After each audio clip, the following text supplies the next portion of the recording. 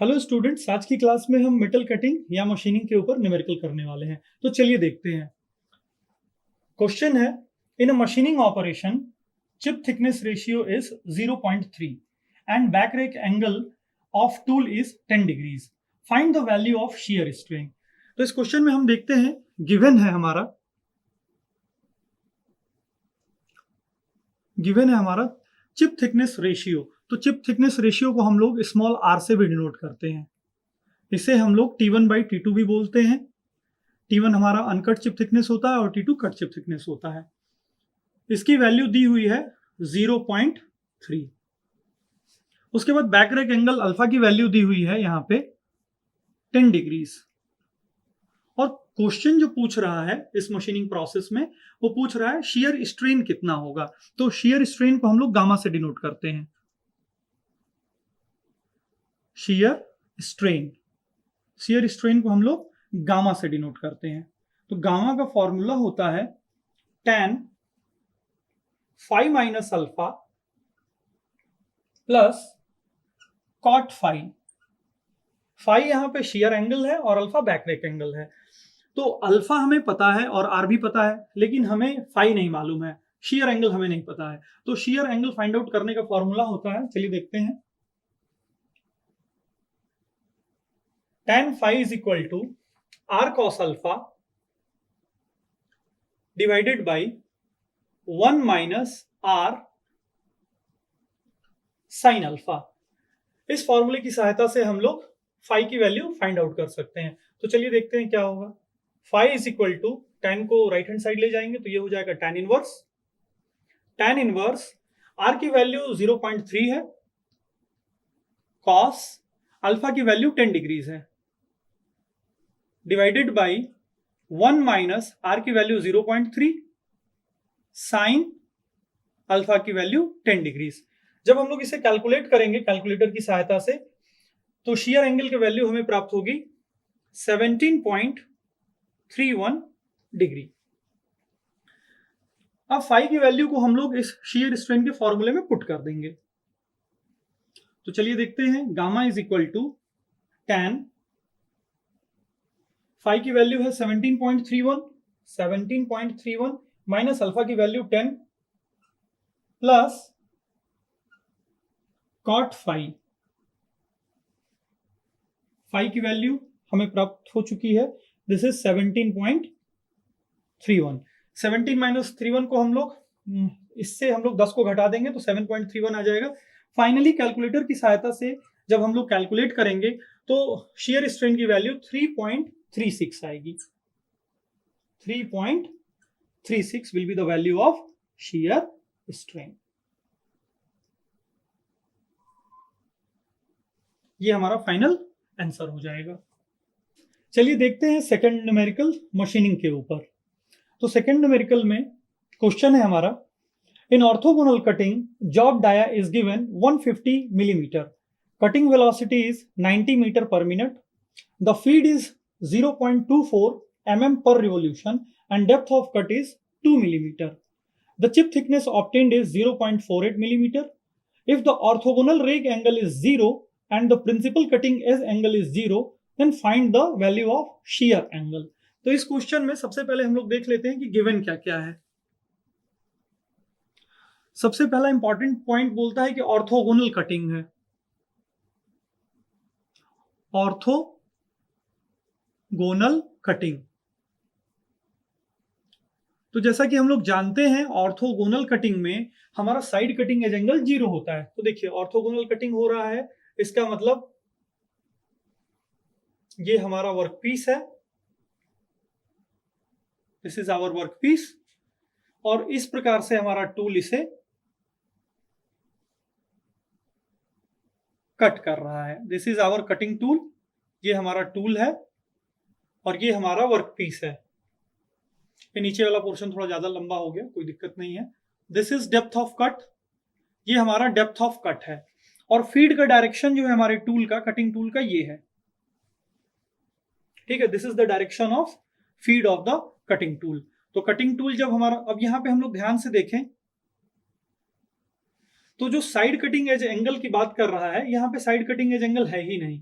Side cutting edge angle की बात हम लोग ऑब्लिक कटिंग में करते हैं। तो यहाँ पे साइड कटिंग एज एंगल हमारा 0 होता है। CS ऑर्थोगोनल कटिंग में क्या होता है? 0 होता है। नॉर्मली ये वो एंगल होता है जैसे हमारा ये एज है कटिंग टूल का, this is the edge of the cutting tool, और फीड के परपेंडिकुलर लाइन ड्रॉ करते हैं, उसके बीच में हम लोग एंगल देखते हैं, यानी normal to the feed and the angle between cutting edge of the tool, तो वो 0 यहाँ पे हम लोग को देखने को मिल रहा है।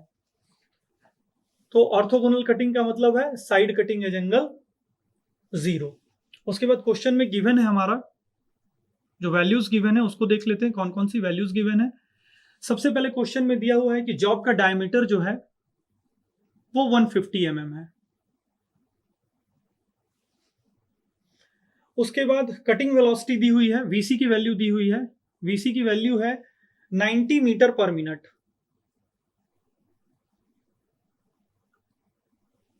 उसके बाद फीड दिया हुआ है, फीड की वैल्यू है 0.24 mm पर रिवोल्यूशन। उसके बाद डेप्थ ऑफ कट भी दिया है, स्मॉल डी से हम, अच्छा ये डाया है हमारा, डाया यहां लिख देता हूं, and this is depth of cut, depth of cut, ये हमारा डेप्थ ऑफ कट है। तो डेप्थ ऑफ कट की वैल्यू दी हुई है 2 mm। उसके बाद चिप थिकनेस रेशियो भी दिया, सॉरी चिप थिकनेस दिया हुआ है। चिप थिकनेस का मतलब होता है कट चिप थिकनेस दिया हुआ है ये, तो इसे हम लोग T2 लिखेंगे। T2 is equal to 0.48। T2 की वैल्यू दी हुई है 0.48 mm। This is cut chip thickness. Question में चिप थिकनेस लिखा हुआ है, लेकिन चिप थिकनेस का मतलब होता है कट चिप थिकनेस।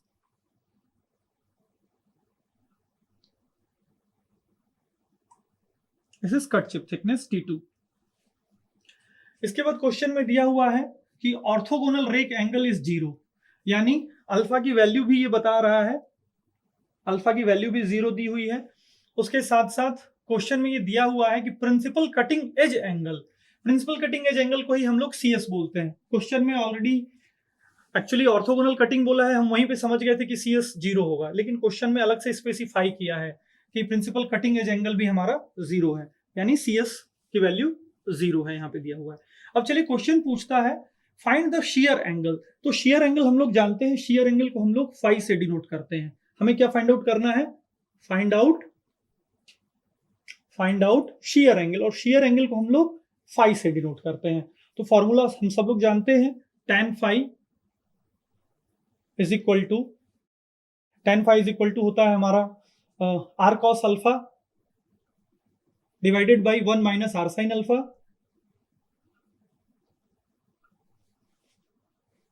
अब यहां पे ध्यान से देखिए, अल्फा की वैल्यू तो हमको मालूम है 0 है, लेकिन यहां पे हमें जो वैल्यू मालूम नहीं है वो r की वैल्यू हमें नहीं मालूम है। r क्या होता है?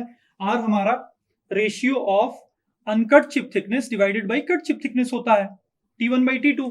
तो T2 तो हमें पता है, लेकिन हमें T1 नहीं दिया है क्वेश्चन में। तो T1 को हम लोग आसानी से फाइंड आउट कर सकते हैं। T1 को फाइंड आउट करने के लिए एक फॉर्मूला होता है हमारे पास, T1 is equal to F cos CS। F feed होता है, CS side cutting edge angle होता है। तो क्वेश्चन में फीड दिया हुआ है, feed is given 0.24 into cos CS 0। तो cos 0 हमारा 1 हो जाएगा, यानी हमारे अनकट चिप थिकनेस की value T1 is equal to 0.24 mm हो जाएगा। तो हम लोग आसानी से T1 बाई T2 निकाल लेंगे, R की वैल्यू मिल जाएगी। तो T1 कितना है? T1 अभी हम लोगों ने निकाला 0.24 डिवाइडेड बाई T2 की वैल्यू दी हुई है 0.48। इसको हम सॉल्व करेंगे तो हमें प्राप्त होगा R की वैल्यू 0.5। 1/2 हो रहा है ये, तो 1/2 इज नोन एज 1/2 को हम लोग 0.5 भी लिखते हैं डिवाइड करने के बाद। तो चलिए अब सब कुछ हमको मिल चुका है, अब यहाँ पे हम लोग आसानी से फाइंड आउट कर सकते हैं। tan phi is equal to 0.5 cos, alpha की वैल्यू भी 0 दी हुई है, cos 0 divided by 1 minus r की वैल्यू 0.5 sin 0।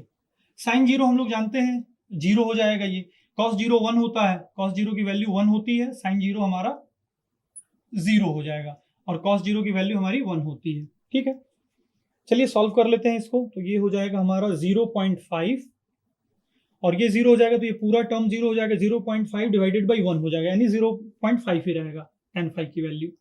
अब फाई निकाल लेते हैं, phi is equal to tan inverse